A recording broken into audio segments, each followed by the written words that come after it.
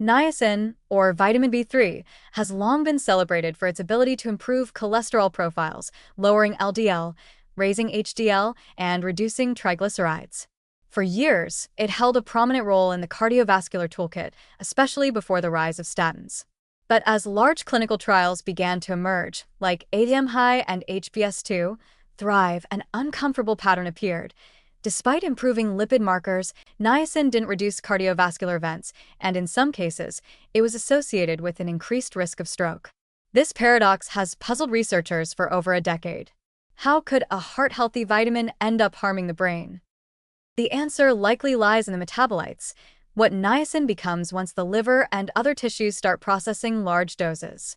Niacin is not just a passive nutrient that disappears after helping out with metabolism. It undergoes several transformations, particularly under pharmacological loads, and some of its byproducts may actively promote inflammation and vascular dysfunction, especially in sensitive areas like the brain's blood vessels.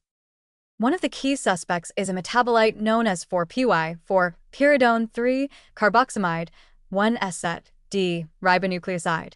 This compound is generated during niacin catabolism, particularly when high doses overwhelm the normal NAD+ synthesis and recycling pathways. 4-PY and related byproducts have been shown to interfere with PRP1, an enzyme crucial for DNA repair and cell survival, especially in the face of oxidative stress. Inhibition of PRP1 in endothelial cells may weaken their ability to respond to injury or inflammation, essentially lowering their defenses in areas like the cerebral vasculature, where resilience is critical. Even more concerning, these niacin metabolites have been observed to increase expression of inflammatory adhesion molecules like VCM1 and ICM1, which make the inner walls of blood vessels sticky to immune cells. In the brain, where tightly regulated blood flow and minimal immune intrusion are vital, this low-grade endothelial inflammation can tip the balance towards cerebrovascular vulnerability. Over time, this may contribute to the destabilization of the blood-brain barrier, increase the likelihood of small vessel damage, and promote microvascular inflammation, all risk factors for ischemic or even hemorrhagic stroke. Niacin can also affect platelet function and prostaglandin pathways, which influence blood clotting and vascular tone. In high doses, it's known to cause flushing, a visible sign of prostaglandin D2 release and vasodilation. But what's less visible is its potential to alter cerebral perfusion and clotting behavior in unpredictable ways.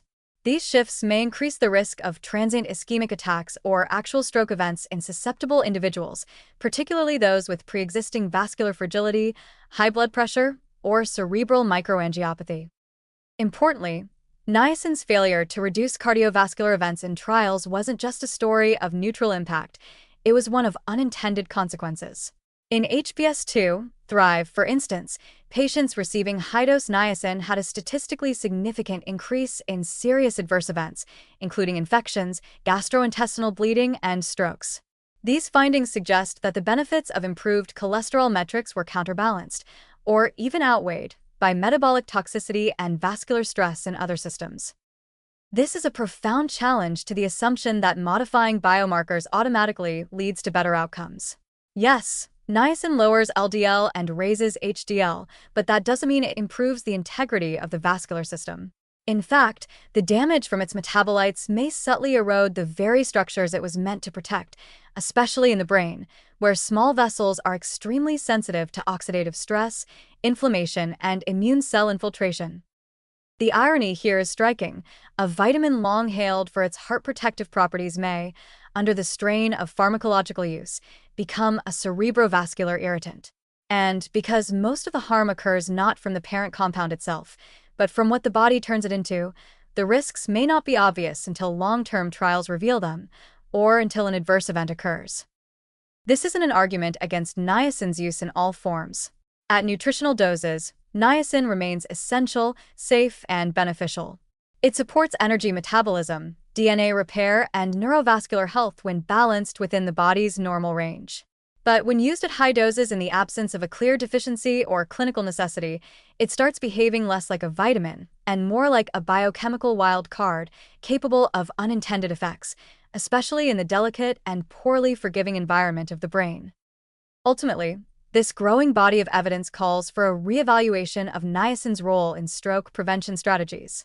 Rather than being a protective agent, it may be, at least at high doses, an overlooked contributor to cerebrovascular risk, not because of what it lowers on a blood test, but because of what it quietly generates in the vascular walls. And in the realm of stroke, what the numbers don't show can hurt you.